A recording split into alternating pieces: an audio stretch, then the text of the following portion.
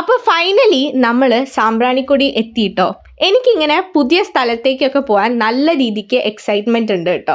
അപ്പം ഇനി അതൊരു ചെറിയ സ്ഥലമാണെങ്കിൽ പോലും ഞാൻ കാണാത്തൊരു സ്ഥലത്തേക്ക് പോകാൻ എനിക്ക് ഭയങ്കര എക്സൈറ്റ്മെൻ്റ് ആണ്. അവിടെ എത്തിയ ഉടനെ തന്നെ അവിടുത്തെ ബോട്ട് ചേട്ടന്മാരൊക്കെ ഞങ്ങളോടൊരു ബോട്ട് റൈഡിന് പോകാമോ എന്ന് ചോദിച്ചു. അപ്പം ഞങ്ങളെല്ലാവരും ഒരു സ്വരത്തിൽ പോകാമെന്ന് തീരുമാനിച്ച് ആദ്യം തന്നെ ഒരു ബോട്ട് റൈഡ് പോവാണ് കേട്ടോ. ഒരു 45 മിനിറ്റ്സ് റൈഡാണ്, പക്ഷെ എന്തായാലും നല്ലതായിരുന്നു.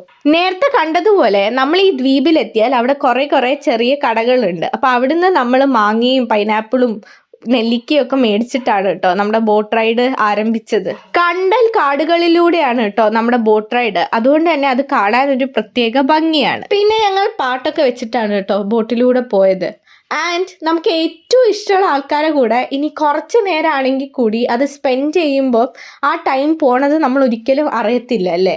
ഗോലിസോഡ കുടിക്കുന്ന ജെറിച്ചേട്ടനെയാണ് കേട്ടോ നിങ്ങളിപ്പോൾ കണ്ടുകൊണ്ടിരിക്കുന്നത്. പിന്നെ ഞാൻ നേരത്തെ പറഞ്ഞതുപോലെ അവിടെ മുട്ടറ്റം മാത്രമേ വെള്ളമുള്ളൂ. ഈ വെള്ളത്തിൽ നിന്ന് കുറേ പേര് അവരുടെ ജീവിത വരുമാനം കണ്ടെത്തുന്നുണ്ട്. അപ്പം ഞങ്ങൾ അങ്ങനെ അവിടുത്തെ ഒരു കടയിൽ നിന്ന് മോര് മേടിച്ച് കുടിച്ചു കേട്ടോ. നല്ല മോരായിരുന്നു. പിന്നെ ഫുൾ ഫോട്ടോ എടുപ്പാണ്. അവിടെ ഓരോരോ ഫ്രെയിംസിൽ നിന്ന് ഓരോരുത്തർ ഫോട്ടോ എടുക്കുകയാണ്. ആൻഡ് ഫോട്ടോഗ്രാഫറായ ജെറിച്ചേട്ടനാണ് എല്ലാവർക്കും അങ്ങോട്ടും ഇങ്ങോട്ടും നിന്ന് ഫോട്ടോ എടുത്ത് കൊടുക്കുന്നത്.